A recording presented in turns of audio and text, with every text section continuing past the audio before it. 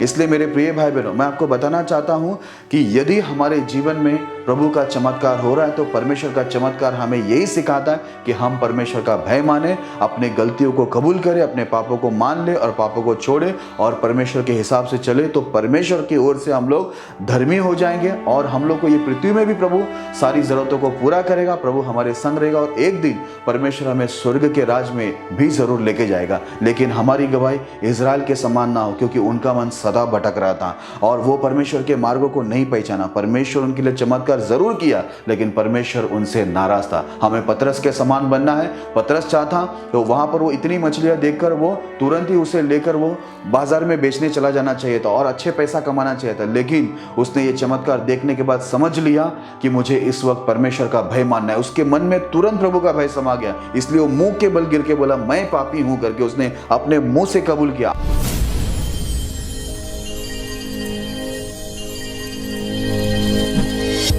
जय मसीह की। आज का हमारा विषय है, जिनके जीवन में चमत्कार होता है क्या वे धार्मी होते हैं? Are they righteous in whose lives miracles happen? आइए हम लोग इस विषय के लिए प्रार्थना करें ताकि पवित्र आत्मा हमारी मदद करे।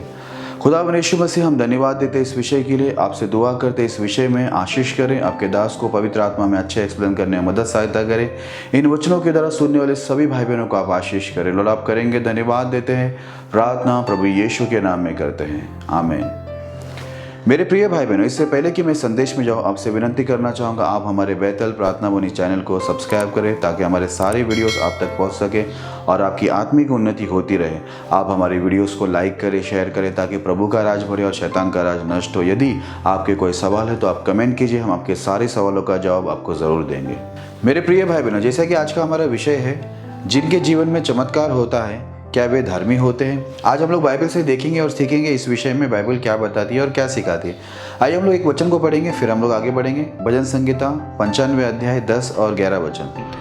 40 वर्ष तक मैं उस पीढ़ी के लोगों से रूठा रहा और मैंने कहा ये तो भटकने वाले मन के हैं और इन्होंने मेरे मार्गों को नहीं पहचाना।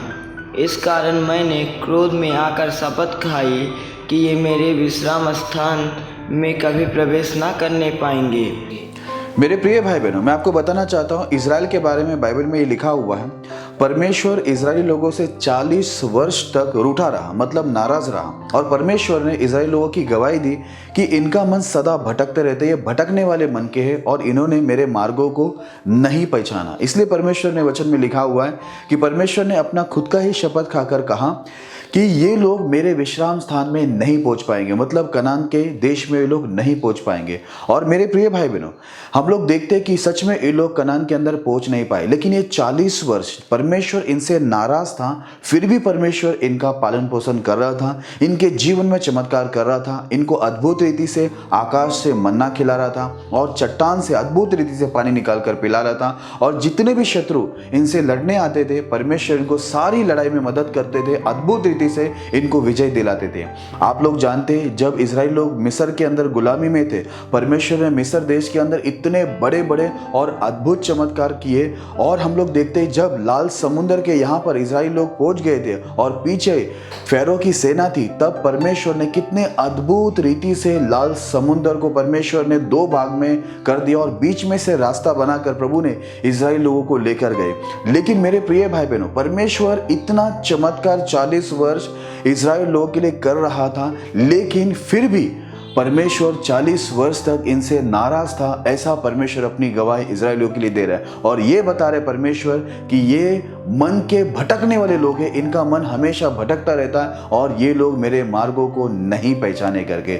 मेरे प्रिय भाई बहनों, मैं आपको बताना चाहता हूँ, जब मिस्र से ये इजराइल लोग जो लाखों लोग थे निकले थे, परमेश्वर ने इनके बारे में कहा था, जितने लोगों ने परमेश्वर को दुख दिया था और ये लोग प्रभु के विरुद्ध में बार बार जा रहे थे, इनका मन बार बार पाप में लग रहा था, प्रभु की ओर से हट रहा था और परमेश्वर के वचनों से भी इनके मन जो है भटक रहे थे। इसी वजह से प्रभु ने कहा कि ये लोग विश्राम स्थान मतलब कनान में लोग नहीं पहुंच पाएंगे।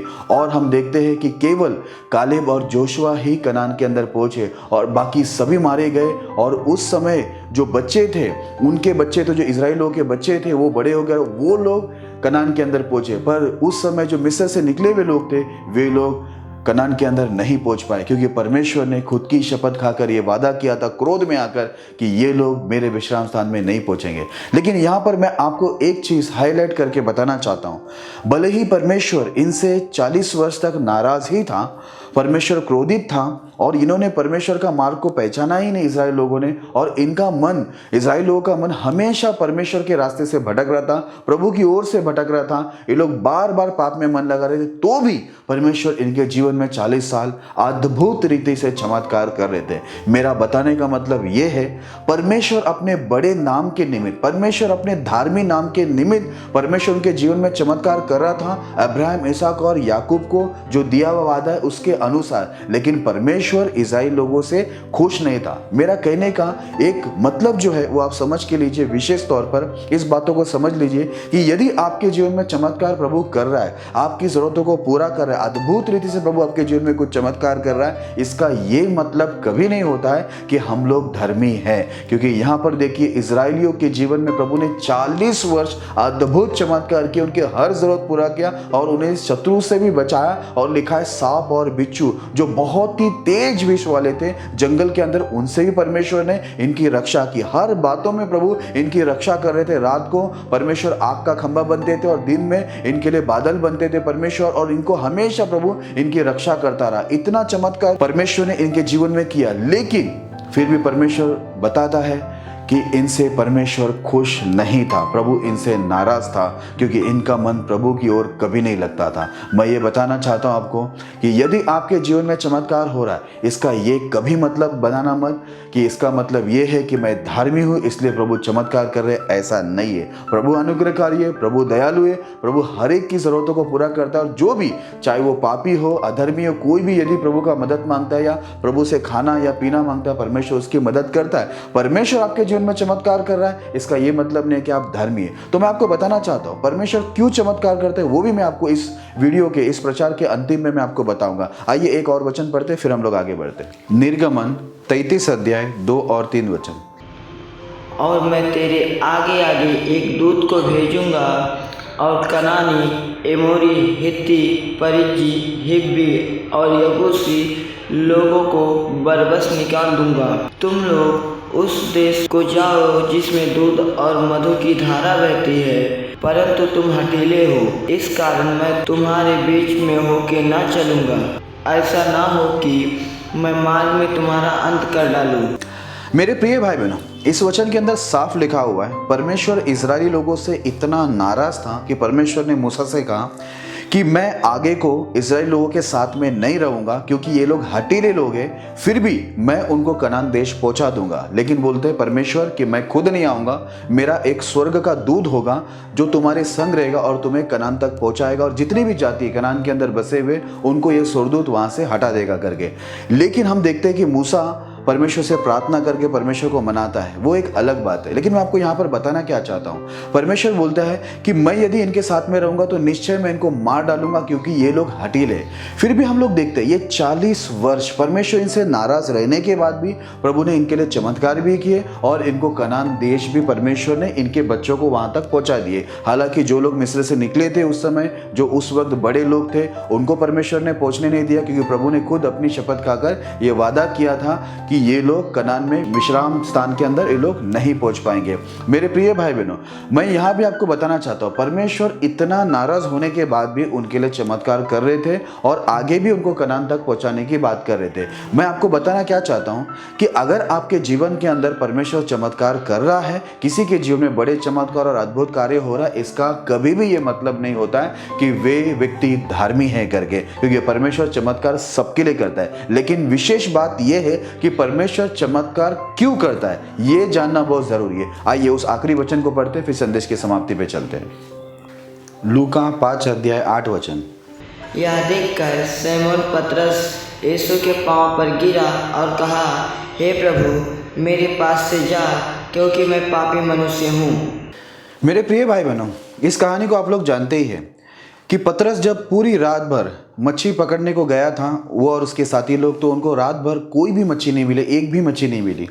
और सुबह जब वहाँ पर वो जाल धो रहे थे वे और उसके साथी लोग, तो यीशु मसीह वहाँ पर आते हैं, पतरस के नाव पर बैठते हैं और लोगों को उपदेश देते हैं। उसके बाद यीशु मसीह पतरस से कहते हैं कि अभी जाल डाल दे। तब पतरस एक बात बोलता है, प्रभु हम लोग ने रात भर मेहनत किया है और हम लोग को एक भी मछली नहीं मिला, क्योंकि मछली जो होती है वो रात को ही ज़्यादा ऊपर आते हैं ठंडे मौसम में। लेकिन पतरस यीशु मसीह की आज्ञा को, यीशु मसीह की बात को आदर करके वो बोलते हैं मैं जाल डाल देता हूँ प्रभु, क्योंकि आप कहते हैं इसलिए मैं जाल डालता हूँ। और जैसे वो जाल डालता है इतनी मछलियाँ आती है कि उनके जाल फटने लगते हैं। आप ये कहानी को जानते ही हैं। और 2 नाव इतना भर जाते हैं कि नाव ही पानी में डूबने लगते हैं।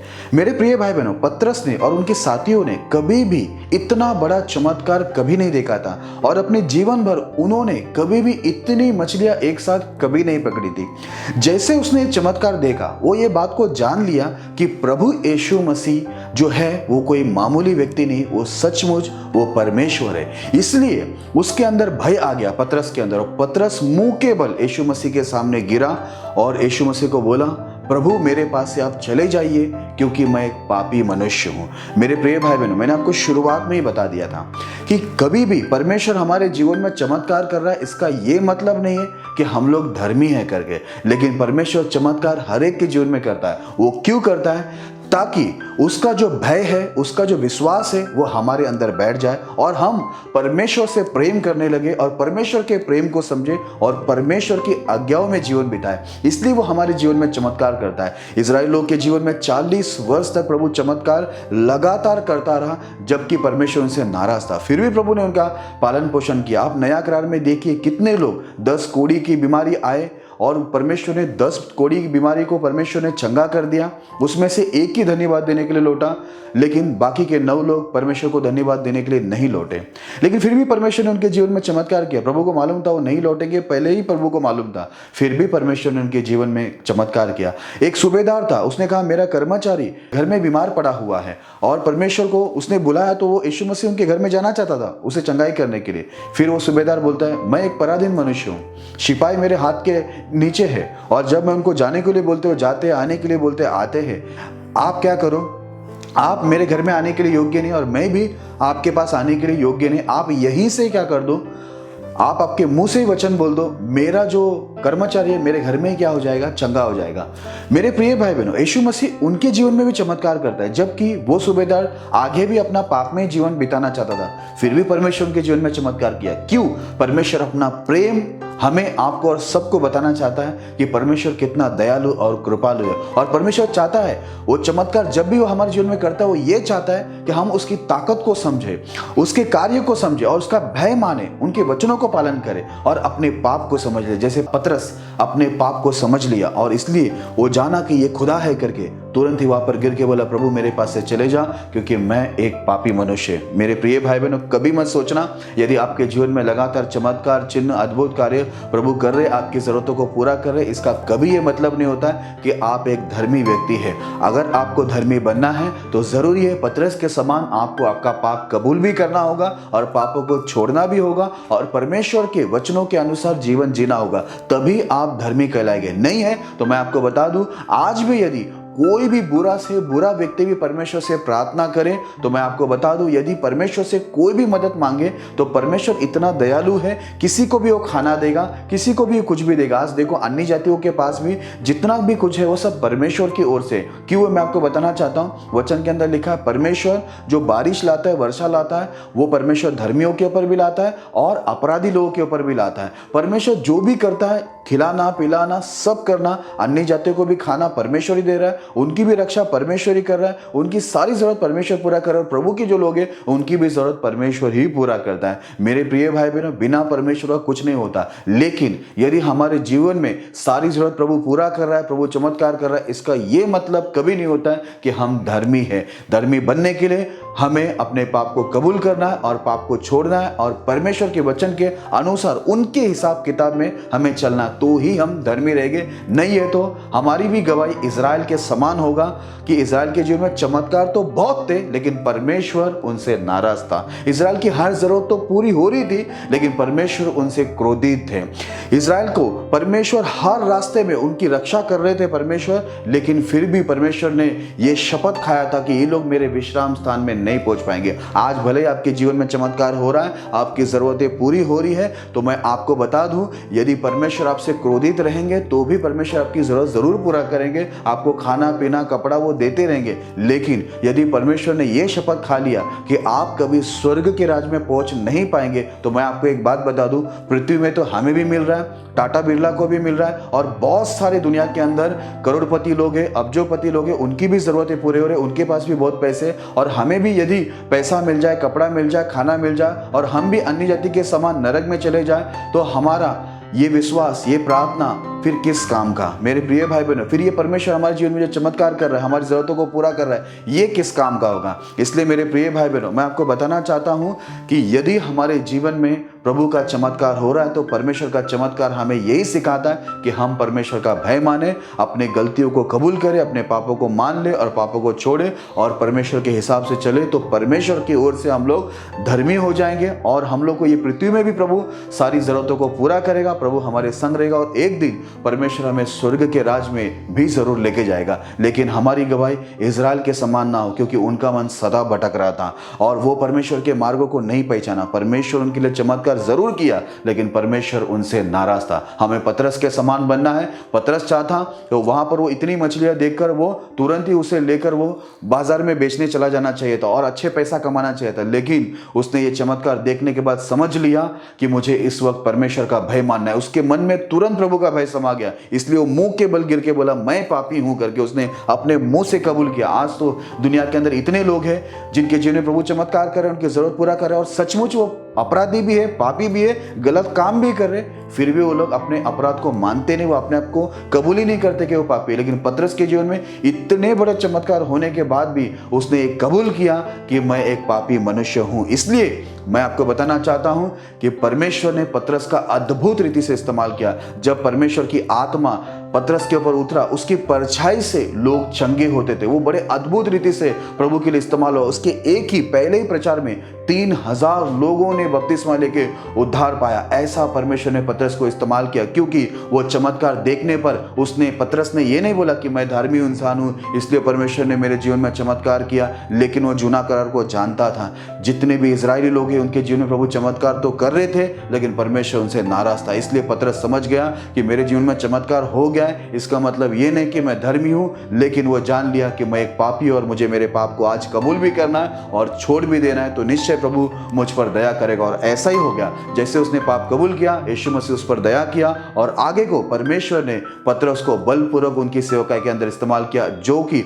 आज भी पतरस की गवाही बड़े अद्भुत रीति से हमारे मध्य में प्रचार किया जाता है। यदि आपको भी अच्छी गवाही बनना है तो मैं आपको बताना चाहता हूं, आपके जीवन में चमत्कार हो रहा है, इसलिए आप खुश मत होना कि प्रभु आपकी जरूरत पूरा कर रहा है, आपको कोई कमी घटी नहीं है। और आप ये कभी मत सोचना कि परमेश्वर चमत्कार कर रहा है इसका मतलब प्रभु आपसे बहुत खुश है, प्रभु आपके साथ में, इसलिए नहीं, लेकिन वो अपने बड़े नाम के निमित्त जो वादा उसने अब्राहम, इसहाक और याकूब को किया था ना, वो वादा की वजह से और उसका जो बड़ा नाम है, महिमामय नाम है, इसी वजह से जो भी लोग उनसे प्रार्थना करके यीशु के नाम से मांगते, प्रभु उनकी हर जरूरत पूरा करता है। आप घर मांगोगे, गाड़ी मांगोगे, पैसा मांगोगे, कपड़ा मांगोगे, जो भी आप मांगोगे प्रभु जरूर देगा, क्योंकि वो धनी है, वो राजा है, महाराजा है, वो हमको जरूर देगा। लेकिन इसका ये मतलब नहीं है कि आप धर्मी हैं करके इसलिए वो दे रहा है, क्योंकि आपने मांगा है, यीशु के नाम से मांगा है, वो दयालु परमेश्वर है, इसलिए वो आपको दे रहा है। लेकिन आपको असल धर्मी बनना है तो मैं आपको बता दूं, पतरस के समान अपने पाप को जांच लो, पाप को कबूल कर लो